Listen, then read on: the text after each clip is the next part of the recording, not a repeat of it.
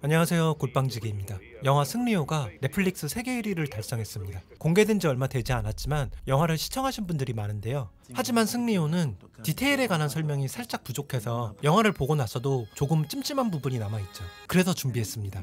승리호 설정의 모든 것, 물론 스포일러 있습니다. 반드시 영화를 보고 시청해주세요.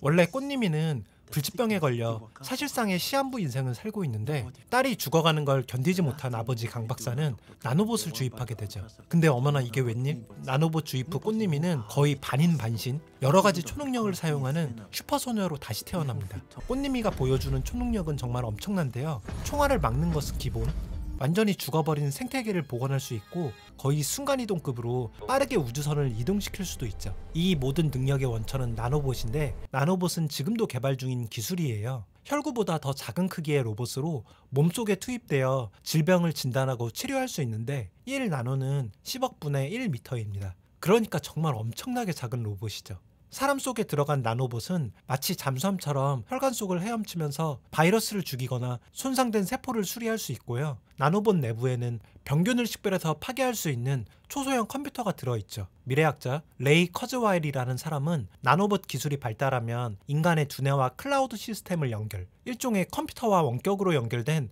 하이브리드 인간이 나타날 수 있다고 했는데 바로 이런 인간이 꽃님이입니다. 영화 속에서 분명하게 드러나지 않지만 여러 가지 상황을 통해서 유추해보자면 우주는 눈에 보이지 않는 나노봇으로 가득 찬 세계로 보여집니다. 그래서 죽은 나무 표면에 붙어있던 나노봇과 교감하여 다시 나무를 살릴 수 있고 랑그라주 나노봇을 이용해서 승리호 선원들을 데려올 수 있었던 거죠. 꽃님이는 전 세계에 퍼져있는 나노봇의 대장이어서 물리적인 거리에 상관없이 나노봇을 이용할 수 있습니다. 영화 엔딩에서 태호는 잃어버렸던 딸 순이와 잠깐 만나잖아요. 순이의 위치는 정확히 모르지만 순이에게 붙어있는 나노봇을 이용해서 태호와 연결시켜준 거였죠. 꽃님이는 정확히 말하면 인간도 아니고 로봇도 아닌 상태입니다. 이 부분은 영화 속 대사들을 통해 여러 번 드러납니다.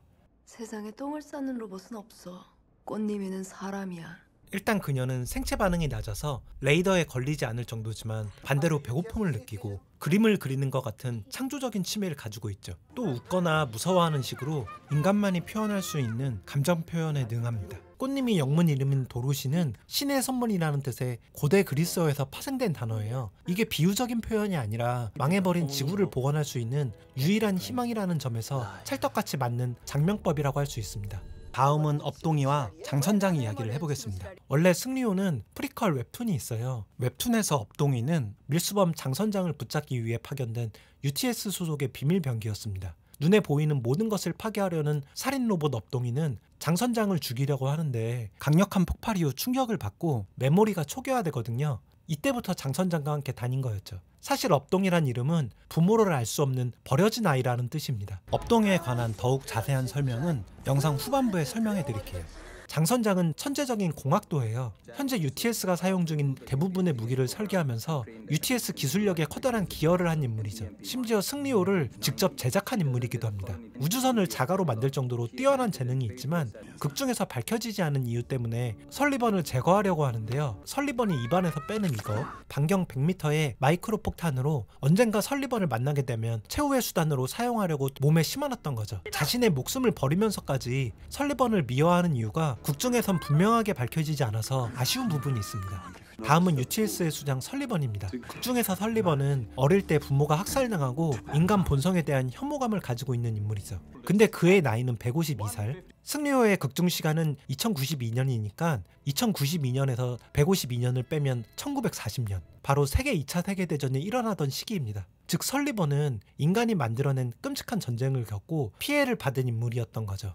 사실 설리번은 결정론적 사고, 더 정확하게 말하자면 인간의 본성은 이미 유전자에 각인되어 있다고 생각해서 인간의 자유의지를 부정하는 쪽입니다. 그래서 설리번은 쓰레기 유전자를 가지고 태어난 대부분의 인간들을 지구와 함께 청소하려고 했던 거죠. 중간중간 그가 분노할 때마다 핏줄이 돋아나면서 괴물처럼 변하는 것은 노화를 억제하고 있는 약품의 부작용이라고 보는 게 타당할 것 같아요. 좀 착하게 살았으면 꽃님이가 나노 치료를 해줬을 것 같은데 아쉽게도 그런 기회는 없었네요. 마지막은 알아두면 재미있는 TMI입니다. 영화 엔딩쯤에서 갑자기 나오는 돼지 아빠.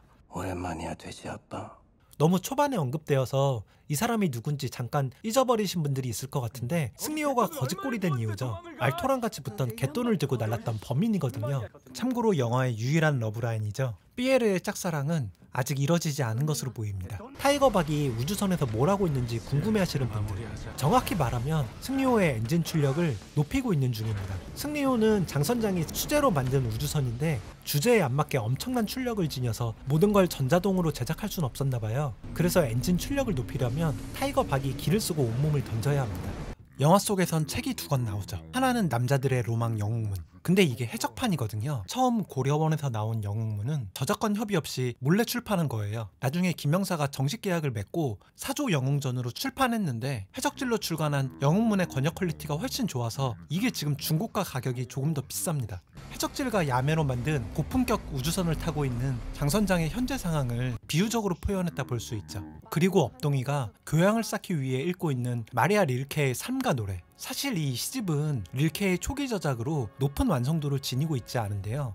업동이가 이 책을 선택한 이유는 아마 릴케의 인생 때문일 거예요. 릴케에게는 친누나가 있었는데 어릴 적에 요절을 하거든요. 그녀를 잊지 못했던 어머니는 릴케에게 7살까지 여자 옷을 입고 자라게 합니다. 심지어 부모님이 이혼하게 되면서 릴케는 다소 냉정했던 어머니 품을 떠나게 되고요. 업동이는 버린 자식을 의미하는 이름이라고 말씀드렸는데 릴케의 삶과 업동이의 이름이 연결되는 부분이 있습니다. 특히 릴케는 루 안드리아스 살로메라는 여성을 사랑하게 되면서 이름을 르네 마리아 릴케에서 라이너 마리아 릴케로 필명을 바꾸는데요. 극중 여성으로 변신한 업동이와 오버랩되는 부분이 있죠. 참고로 루 살로메는 일종의 파운파탈로 철학자 니체를 비롯한 많은 남자와 연문을 뿌렸는데요. 승리호의 차기작이 나온다면 남자를 후리는 업동이를 기대할 수 있겠네요. 골격개조까지 하면 한 2만 정도 된다고 하더라고. 이 장면은 누가 봐도 타짜 패러디죠. 업동이는 밑장을 빼고요. 태호는 패를 바꿔치는데 아귀한테는 밑에서 한 장, 종마담도 밑에서 한 장, 나 한 장, 아귀한테는 다시 밑에서 한 장. 타짜에서 고니가 연습하던 그 기술들입니다. 이렇게 보면 타이거 박을 빼고 전부 사기를 치고 있는 걸 알 수 있는데요. 업동이 비상금 상자에 써진 글자를 보면 씬 전체가 타짜의 패러디라는 걸 확정시켜줍니다. 또 이 영화는 세계수 신화에 기초하고 있어요. 우주의 기원과 생명력은 커다란 나무로부터 시작된다는 이 신화는 영화 속에서 꽃님이가 만들어낸 슈퍼플랜트로 표현됩니다. 사실 세계수 신화는 전 세계에서 그 흔적을 찾아볼 수 있을 정도로 되게 널리 퍼진 신화거든요. 가장 유명한 것은 북유럽 신화에 나오는 위그드라실, 우리나라에서도 단군 신화에 나오는 신단수에서 그 흔적을 찾아볼 수 있죠. 원래 SF 영화에서는 신화와 결합해서 다양한 은유와 상징을 영화 속에 집어넣는 게 흔한데요. 제가 찾지 못한 다른 상징도 영화에서는 분명히 많을 것 같습니다. 오늘은 승리호에서 궁금했던 설정들에 관해서 알아보았는데 여러분의 추천과 구독, 영상을 만드는 데 큰 힘이 됩니다.